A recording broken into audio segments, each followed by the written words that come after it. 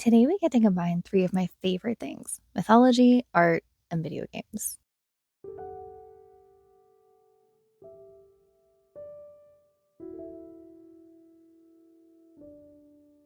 I said that with so much confidence, as if I don't struggle playing most video games.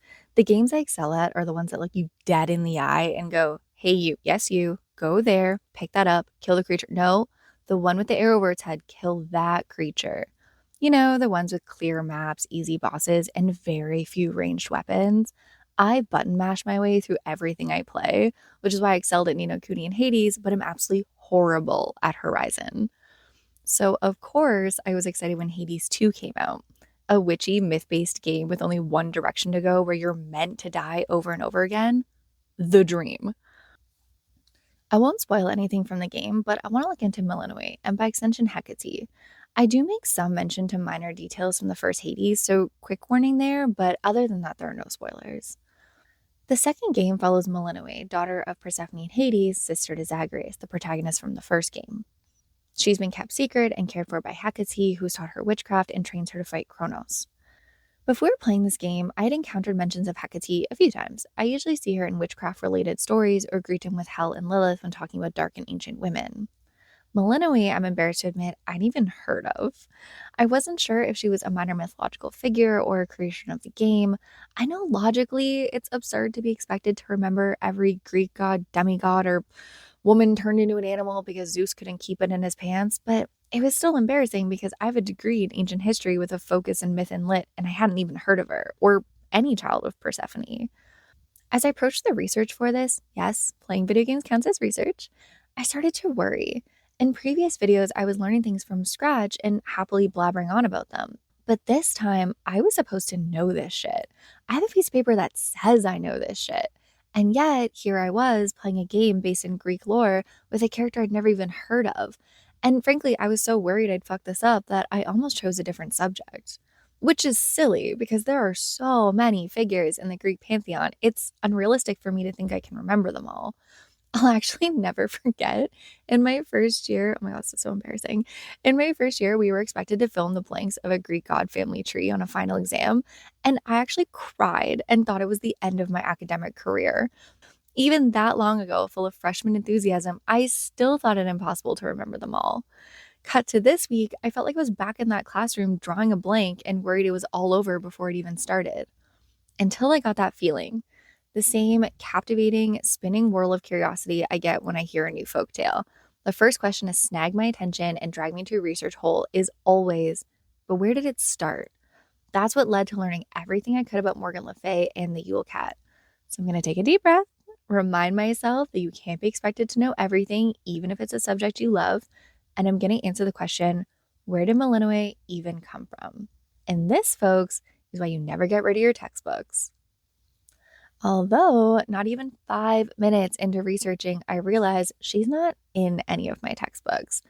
No wonder I hadn't heard of her. I learned Melinoë comes from the Orphic Hymns, though information on them is tricky. Mentions of Orpheus extend through ancient literature, most famously for Orpheus's descent to the underworld to save his love Eurydice. He's a musician that could charm anyone or anything he encountered, and his songs were said to be what formed the basis for the Dionysian mystery called Orphism. Followers of this practice adhered to their own traditions that were separate from the more typically viewed ancient Greek religious practices.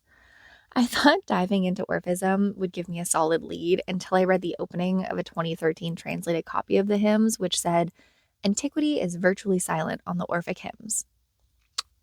Great. That's the thing with diving into ancient worlds, and part of what I loved and hated in school.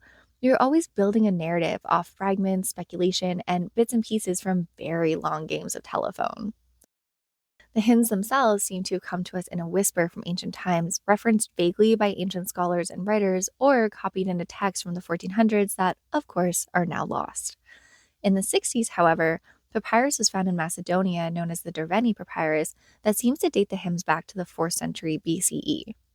The hymns are an interpretation of the poems accredited to Orpheus that mirror the style and subjects of Hesiod's Theogony by giving us an ancient timeline and family tree of the gods. The more I dove into the Orphic hymns and Orphism as a whole, the more little things from Hades began to make more sense. Chaos giving the cosmic egg to Zagreus actually aligns with the Orphic creation myth that the world was born from primordial egg and hatched Eros, who then created the world. Whereas in Hesiod Greek retellings, the beginning was with chaos themselves. The Orphic hymn to Melinoë is brief. It begins with a similar pattern to the others. I call upon Melinoë, saffron-cloaked nymph of the earth, whom revered Persephone bore. It tells the story of Zeus disguising himself as Hades and is actually the father of Melinoë, though she stays in the underworld and rules in the night. She is described as being an apparition, a shapeshifter, and shining in the darkness. Peak shadow vibes that lends itself perfectly to the game.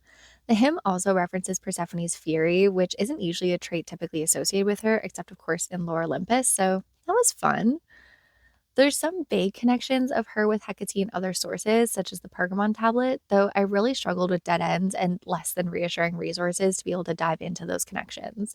There is, however, a lot of mention of Hecate throughout all of antiquity as a clearly established and powerful goddess. She has connections to the underworld and Persephone through the Homeric hymns.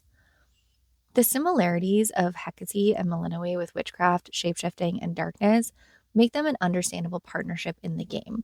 In the Orphic hymns, in which Hecate is one of the first, she's also referred to as saffron cloaked and connecting with the dead.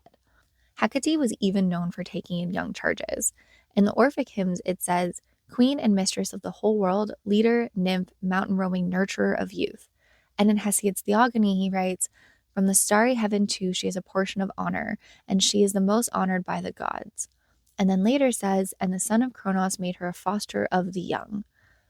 Though it was a bummer that Melinoë was born of Zeus pretending to be Hades, it was exciting to find Melinoë's story. I also had a lot of fun reading through the hymns, learning more about the cosmic rulers like sun, moon, and night, and so many others. Honestly, after spending so many years studying ancient Greece, sometimes I get a little, I don't know, not bored, but maybe not as excited as I used to be. So finding a new set of stories and a darker set at that was exactly what I needed to reignite that desire to revisit Greek lore, which is why I love these deep dives. What started off as embarrassment ended up igniting a new motivation to look into Greek myth, and I'm excited to read the rest of the hymns, though probably not as excited as I am to keep playing this game, especially with this new context.